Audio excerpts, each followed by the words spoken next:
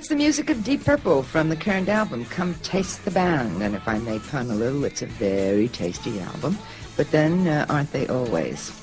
And I'm really happy to introduce you to a small percentage of one of my favorite groups. Here they are, Ian Paice and Dave Coverdale. Hello. Really nice to have you in my studio. And It's lovely to be honored. I'm much safer with you in the studio than I ever am at your concerts. Every time I go to a concert of yours or MC for you, it's disaster. Did you know that? The first time I MC'd a Deep Purple concert, somebody pinched my purse. Really? That was at Nassau. That happened to us in Indonesia. Yeah, Nassau Community College. It was about 5 or 6 years ago. That was my first affair with Deep Purple. The second time I had the temerity at the Felt Forum to wear a dress on stage and got booed off stage. Do you remember that one? Vaguely. Remember that one? At the Felt Forum? Yeah, Fleetwood Mac preceded that's you, right, and yeah. everyone wanted more Fleetwood Mac and more Deep Purple and more of everything, and I couldn't give it to them. Yeah. It's just been one of those associations, but I love you dearly nevertheless. Oh, thank you. How do you rate Come Taste the Band as opposed to Who Do We Think We Are or In Rock or any of the other Deep Purple albums? I think we should, each of us, give a separate sort of opinion on that, because David only being with the band a couple of years would have one way of looking at it, and I would have another one. So I think Dave should answer it first. Okay. David? I think it's the freshest thing we've done since Machine Head, which isn't biased in the sense that. Did you join as of Machine Gun? No, I didn't join a Machine Gun. Machine Head. Machine Head. No, I joined for Burn, an album Burn. Okay, so then you came after. I'm still a new boy. All right, you I'm came still after after my Who We wings. Think We Are, right? And yeah. In Rock. Okay. Now, Ian, what do you rate it on a scale of 10 merely as a comparison to some of the earlier albums? Because this is the first album that Tommy Bolin's on too, isn't it? Yeah. Well, out of a scale of 10, I don't think we've ever reached a 10 out of 10. I do. I think we've, Come on. I'm a fan. What do I know? We've had a couple of 9 out of 10s, 3 or 4 of them, and this has to be one of them. Yeah.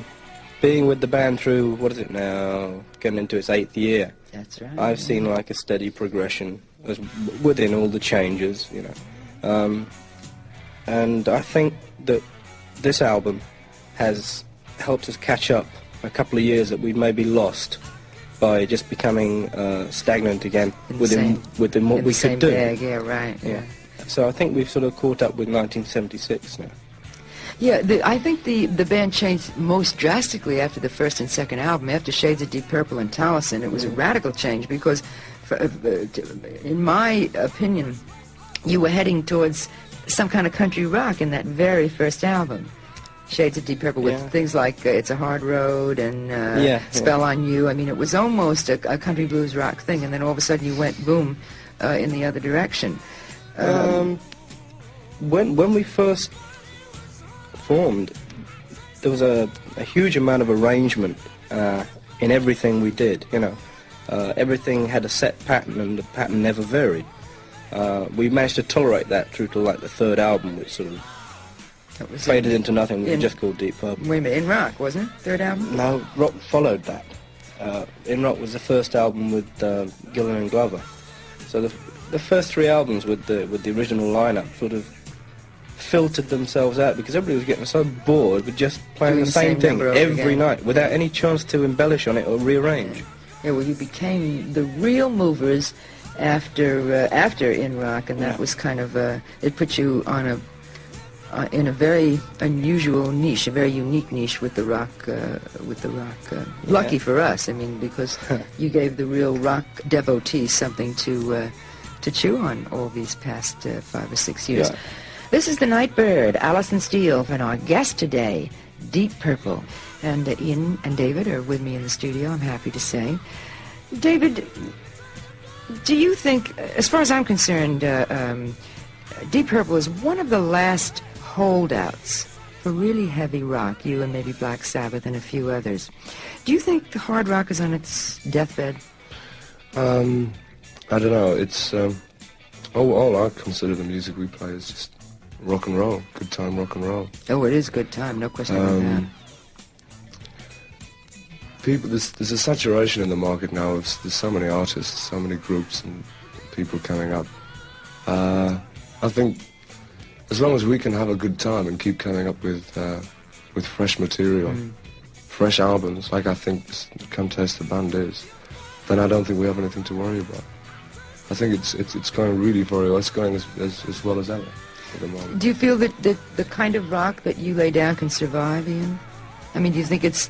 Oh, yeah. I think the main problem at the moment is that everybody thinks it's very easy to play loud rock and roll and just jump on the bandwagon and earn yourself hundreds of thousands of dollars just by imitating. And that's the main problem. So many people imitate what they think is basically an easy sound to create. And it isn't. And it's not. No. And the hardest well. things in the world is to play loud and control it. Yes. You know?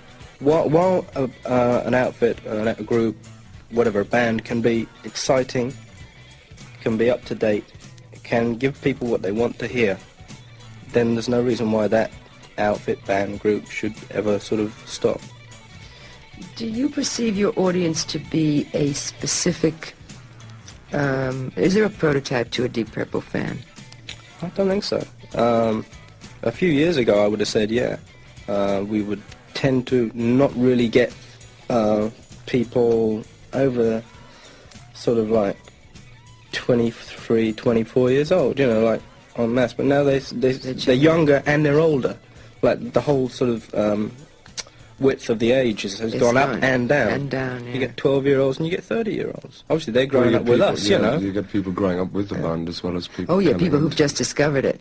The comment that I wanted to make, Ian and David, about your audience, it seems to me, in what I've observed, that your fans seem to be, how can I describe them? Well, the animals of the world, let me put it that way. They are the most visceral fans. They are the most devoted, the most avid. I mean, a Deep Purple fan is a nut, maniac. I mean, will die for the group and everything surrounding it. And on the other extreme, somebody who doesn't like us hates us. Is it true? Oh, yeah. It's just as vehement? Yes, that's true, see. If we didn't have that well, that's, yeah. that love-hate thing. Oh, I agree. That's star quality. You know, you've got to have one thing, and you don't get one without the other. I agree. If you're in the middle of the road, you know, yeah. Yeah, well, you can take it or leave it, right? Yeah, right. Oh, I wasn't aware of the hating, really. I didn't stop to think about it, but I do know that for instance, the night people that are my people that I've played to for 10 years, they're all, I mean, when I say all, large percentage Deep Purple freaks. I can't do anything wrong. I could play you every night. Yeah. But yes, there are some people that will, what are you playing that noise? You know, just don't understand it, make no attempt to understand it. They're your Eagles fans, they're Crosby, Stills and Nash fans. They're like or the folk music, different sort of thing. It would be boring if everyone did it. Oh, absolutely. There are, as Ian pointed out, there are a lot of imitators. There are a lot of groups coming up that try very hard to make the kind of sound that will keep hard rock alive. But they really don't succeed too well, and that's what I think forces the critics of hard rock to say it's nothing more than noise, which isn't true when it's done well.